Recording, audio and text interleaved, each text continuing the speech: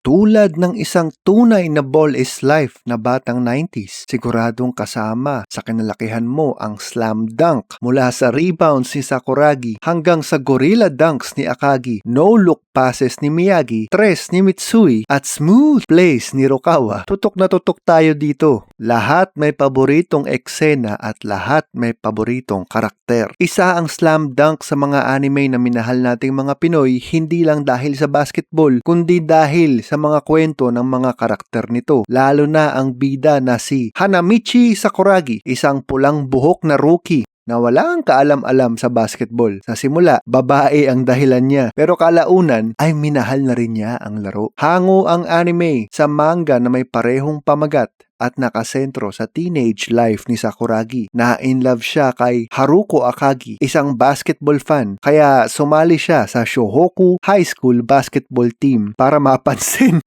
Sorry Plok kasi ako aaminin ko na, hindi ko masyado napanood itong Slam Dunk. Parang mas updated pa ako sa Meteor Garden. Alam mo bakit? Dahil sa babae rin.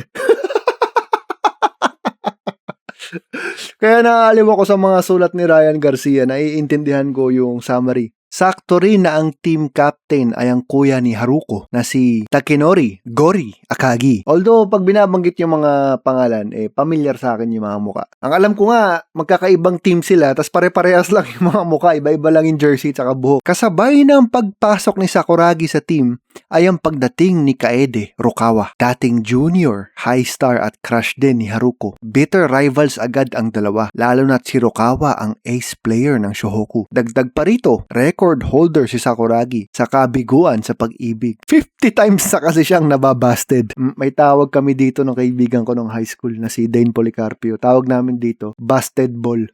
Pero bagamat palaaway at immature, isang natural na talent si Sakuragi. Wala siyang prior basketball experience at may galit pa nga siya sa sport dahil sa isang past rejection. Pero sa kabila ng lahat, unti-unti siyang nahulog sa basketball at natutong magsikap para sa team. Kasama rin sa Shohoku sina Hisashi Mitsui, ang deadly 3-point shooter at dating junior high MVP, at si Ryota Miyagi, ang maliit pero napakabilis na point guard. Andyan din sina Kogure at Captain Akagi na nangangarap mag-champion sa nationals. Sa tulong ng ex-national team player at terror coach na si Coach Ansai, naging legit contender ang koponan. Mula sa grupong puro troublemakers, umabot ang Shohoku sa Inter-High at naging isa sa pinakamalalakas na team sa Japan. Kitang-kita rin ang impluensya ng NBA sa anime. Chicago Bulls para sa Shohoku, Utah Jazz para sa Ryonan, Celtics para sa Shoyo at Lakers para sa Kainan. Pati Jordan shoes ni Sakuragi ay umabot pa sa totoong release ng Nike at mga naging icon sa sneaker world. Higit sa lahat, kwento ang slam dunk ng isang baguhan na natutong mahalin ng basketball. Isang paalala na hindi mo kailangang magsimula bilang magaling para sa ating mga ball is life.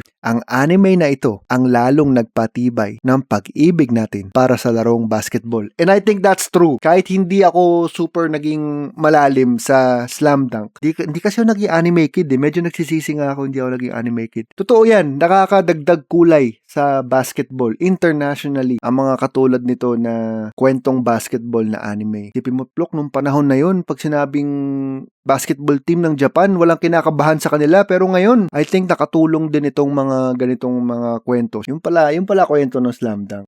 Ngayon tuloy gusto ko nang panoorin. Pagkakaganda na naman ng sulat ni Mr. Ryan Garcia. Ay siya, Luis Ascona Plok, sa sulat ni Ryan Garcia hanggang sa susunod na episode ng Chambalero. Dumalaw ka na rin Plok sa chambalero.com.